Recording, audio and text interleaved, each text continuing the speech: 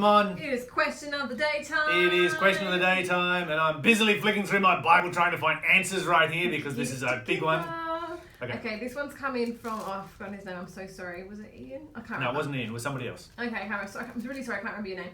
But this question is coming from a listener. The question is, who is Michael the Archangel? That's a really good question. The reason that this question is often asked Philip asked the question. Thank you, Philip. Okay. I remembered. The reason this question is often asked is because there are some people who say that Michael the Archangel is Jesus Christ, and there are others who say that it's not Jesus Christ. And people get really emotional over the answer to this question. One of the reasons they get emotional is that there are those who believe that if you say Michael the Archangel is Jesus Christ, that is another way of saying that Jesus is a created being. So before we have any discussion whatsoever at all, we need to make this abundantly clear. I'm going to give you one verse. This is Colossians chapter 1 and verse 17. In one verse you can settle this issue. The Bible says, and he, Jesus, is before all things, and by him all things consist. The Bible makes it absolutely, totally clear that Jesus has existed before everything.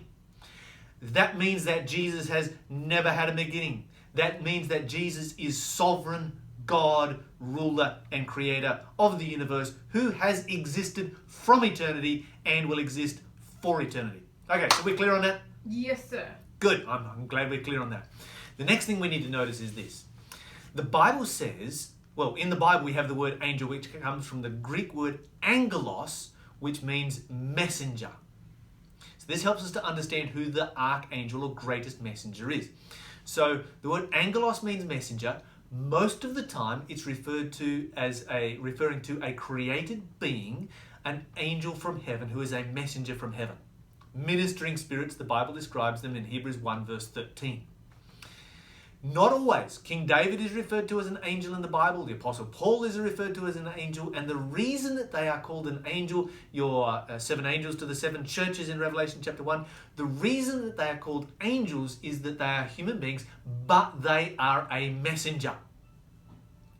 So the word messenger can be applied more broadly than just a spirit being from heaven. Okay.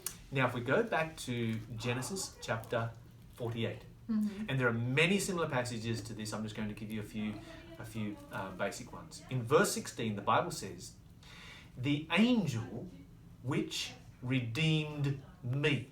Now, we don't need to read any further. In fact, you go back and read the context yourself. It's a great chapter. But here we find there is an angel who has the power of redemption. How many redeemers do we have, Mom?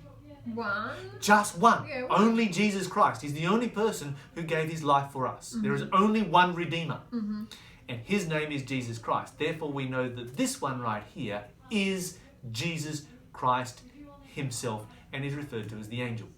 Once again, you go to Exodus chapter 3, verse 1 to 4, you find the angel of the Lord is in the bush that is on fire.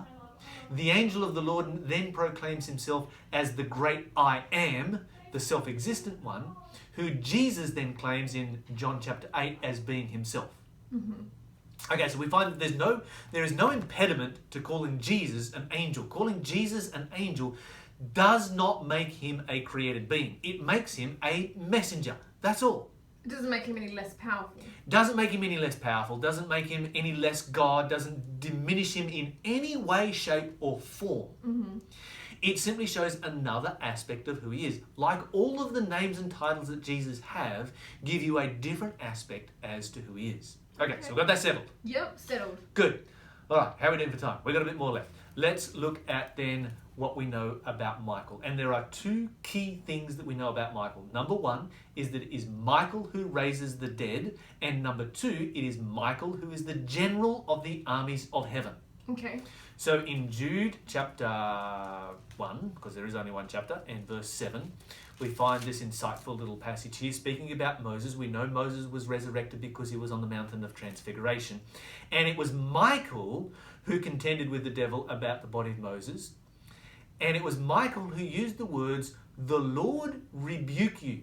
Now those are the words that Jesus says to Satan in the book of Zechariah. And so these are the words of Jesus himself that are being used right here. If we go over to 1 Thessalonians chapter 4 and verse 16, we find that it is Michael and the voice of Michael that raises the dead to life. So 1 Thessalonians chapter 4 and verse 16, the Bible says, "For the Lord himself shall descend from heaven." And notice what the Lord has. The Bible says the Lord has a shout, the Lord has a trumpet, and the Lord, that's Jesus, has the voice of Michael the archangel. In other words, his voice is the voice of Michael the archangel. That means that he is Michael the archangel who raises the dead back to life. Of course, if you want to clarify that even further, you simply go to the Gospel of John and you ask the question, okay, whose voice is it that brings the dead back to life? Because 1 Thessalonians 4:16 makes it clear that it is the voice of Michael the archangel that brings them back to life.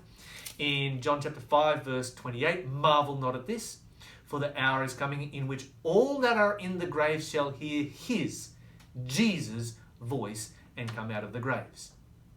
And so here the Bible is describing Michael the archangel as another name or another title for Jesus Christ.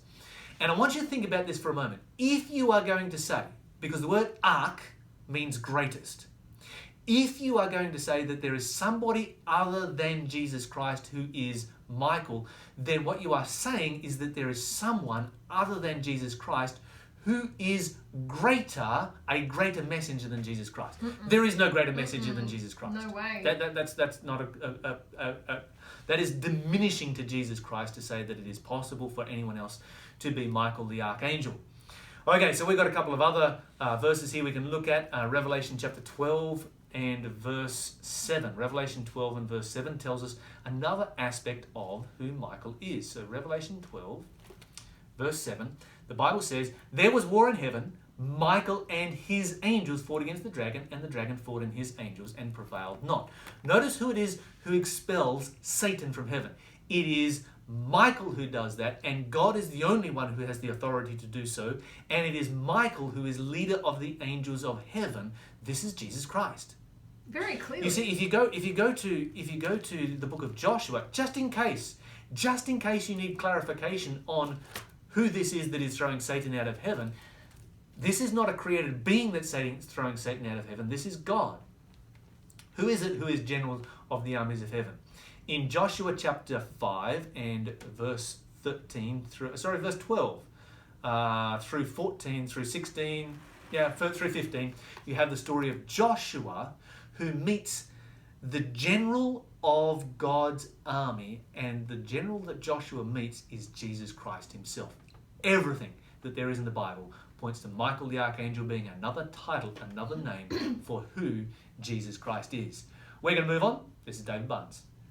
Thank you so much for answering that, Lyle. If you have a question, you can contact us here at Faith FM. The number is 1-800-324-843, or you can text to 0491 064 669.